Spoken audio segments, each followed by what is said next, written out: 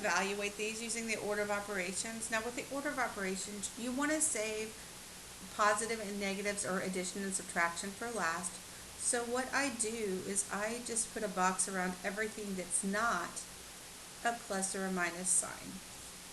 So as you can see, we just have an addition going on here, and then I figure out what's inside each box. So I've got 1/3 for the first box. Now 5/6 divided by 4/7, I'm going to use something called keep, change, flip. You keep the first fraction, you change the division to multiplication, and you flip the second fraction. Then you multiply straight across. So 5 times 7 is 35,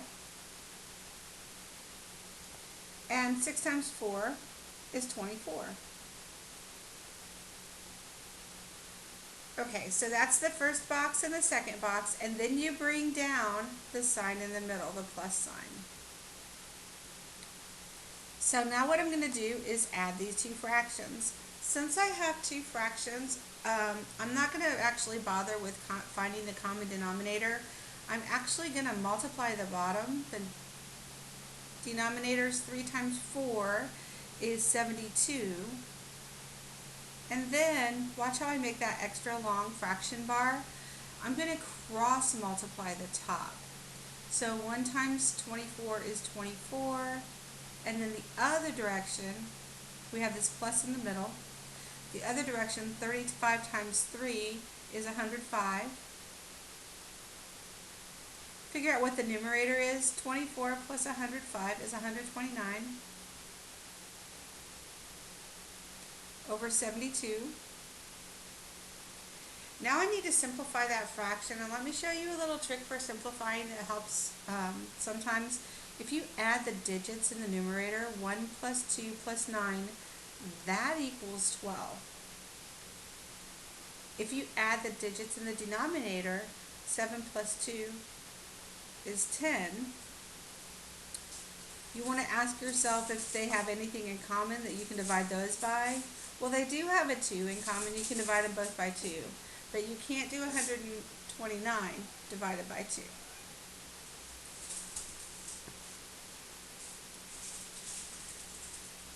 So since you can't divide these by 2, and that's the only thing the sums have in common, then this cannot be simplified any further.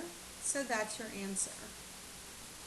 Okay, now on the next one, I know that I said put a box around the things that are not plus or minus, but before you do that, parentheses must always come first before you do anything. So even though this is addition inside the parentheses, I'm going to actually go ahead and do that. So 1/3 plus 2/5. Again, we're adding fractions, so I'm going to multiply the bottom, the denominators. 3 times 5 is 15, plus in the middle, cross multiply the top. 1 times 5 is 5. Go the other direction, 2 times 3 is 6. So 5 plus 6 is 11. You've got 11 over 15. That's that box. Now you have divided by 4 over 7. So now you have to do that. Again, with division of fractions, I keep, change, flip. So keep the first fraction, change the division to multiplication, flip the second fraction. Then you multiply straight across. 11 times 7 is 77. 15 times 4 is 60. And you do not have anything that you can divide both of those by, so you are finished.